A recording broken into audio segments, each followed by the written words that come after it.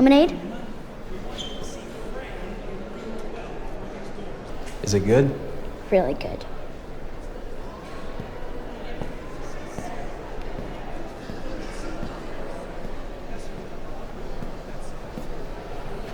Got a real good spot here. I know.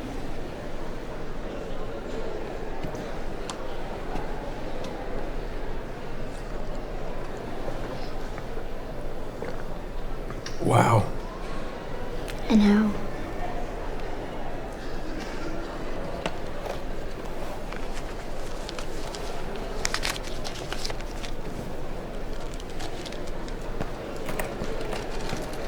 Mister?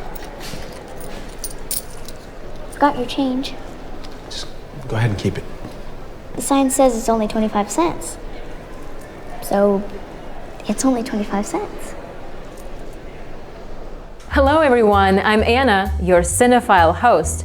The sweet little girl you just saw is earnestly honest, and her happiness deeply touches the man who works for a big company. He changes his mind on the scene to honestly tell the truth. He saves a town and wins the heart of a beauty, but loses his job. Was it really worth it? You'll find out. Let's watch a 2012 movie, Promised Land.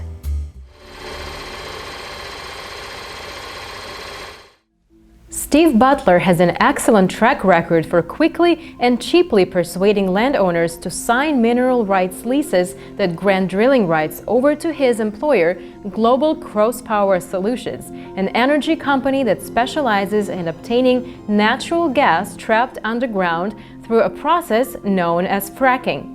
Butler and his partner, Sue Thomason, arrive in an economically struggling Pennsylvania farming town whose citizens are surviving solely on family farms being passed down through generations. He claims to be offering the town its promised wealth.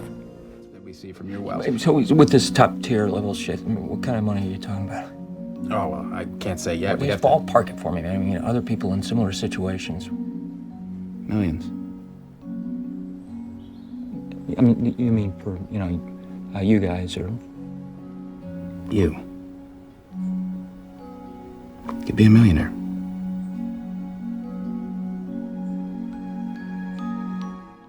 The community seems willing to accept Global's offer until an elderly local high school science teacher, Frank Yates, who happened to be a successful engineer in his working life, raises the question of the safety of fracking during a town meeting. It's decided that the people will vote in a few weeks whether or not to take the offer. I'd just like everybody to keep something in mind here. There's no such thing as a neutral position here. If you are against this, you are for coal and oil. Period. I mean, unless we talk about cutting consumption, and so far that's a conversation none of us want to have. Steve, I just came here to point out that this issue is a bit more complicated than it seems. Well, yeah, I mean, you've certainly done that. Great. Well, I think we should take a vote. After hearing about the vote, Dustin Noble, an unknown environmental advocate, starts a grassroots campaign against Global, motivated by a tale of his family losing its Nebraska dairy farm after the herd died as a result of Global's industry-standard fracking process. And he wins the trust of most people in town. We're not fighting for land, Steve. We're fighting for people. These people need help, okay? Steven! I'm here to give it to them. What are you doing? Steve, you're wrong. All right? These people have changed. It's not just about the money anymore. Get in the car, Steven. Listen, none of this is your fault, okay? It's just time. Noble seems to be winning over nearly everyone, including Alice. But one night, Butler receives a package from Global that includes an enlarged copy of a photograph of dead cattle on a field that Noble said came from his family's Nebraska farm. The enlargement shows that an object thought to be a silo is, in fact, a lighthouse, which is impossible to appear in Nebraska, revealing that Noble fabricated his story and deceived the people. Actually, the picture was from Lafayette, Louisiana, where Global is in the midst of a lawsuit over environmental complications that were probably caused by their fracking practices. Holy shit. Yeah, now geography was never really my strong suit, but I'm pretty sure there are no oceans in Nebraska. He made the whole thing up. He made the whole thing up. And when the town finds out that he lied to them, that he was manipulating them in order to get their vote, oh, they're gonna have a fucking field day with this guy. Butler informs the town's land manager. He then returns to the hotel to find Noble loading his truck, preparing to leave town. Noble accidentally reveals that he knows the picture with the lighthouse was taken in Lafayette. Butler realizes the only way Noble could have known this information is if he were also employed by Global, and that Noble's job had been to discredit the environmental movement and convince the town to vote in favor of Global's offer. He arranged for Butler to receive the confidential photos and engineered the entire public relations effort. Did you really think they were going to leave something like this in your hands? After you let them bring it to a vote? Steve, companies like Global, they don't rely on anyone. That's how they win. They win by controlling every outcome. And they do that by playing both sides. But no, I was... What? What did you do? What is it you think you did? At a town meeting the next day, the citizens are prepared to vote on Global efforts to buy drilling rights to their property. Butler talks to them about how the barn in the picture reminds him of his grandfather's barn. He reveals that Noble has manipulated them and is employed by Global. Butler leaves the meeting to find Thomason on the phone with Global. She tells him he's fired and that she's leaving for New York.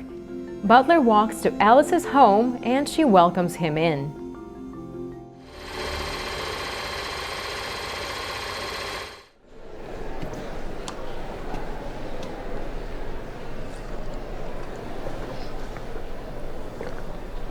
Wow. I know.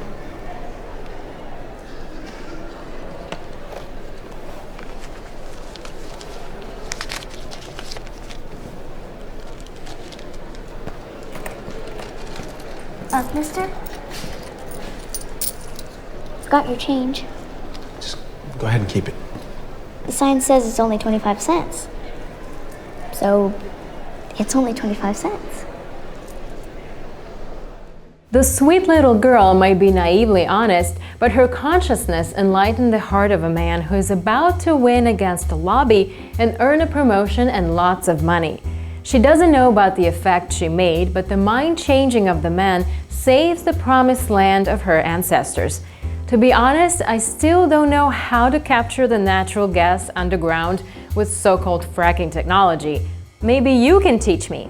I'm Anna, thanks for watching this episode. You can find more Cinephile on Funday website. See you there. I don't know what your problem is. It's my birthday. I have no excuse. Let me guess. 40, married, marketing, 2 kids. 38, stripper / waitress, but born to be a singer. Fuck you, I'm a teacher. No, I was talking about me. You want to see a dance? It's $100. They wouldn't give you 30. No, you haven't seen my movie. Okay, all right, now you're creeping me out. I'm Steve. Alice, Wow, you're going pretty big for a school night, Alice. it's my birthday. Oh, right.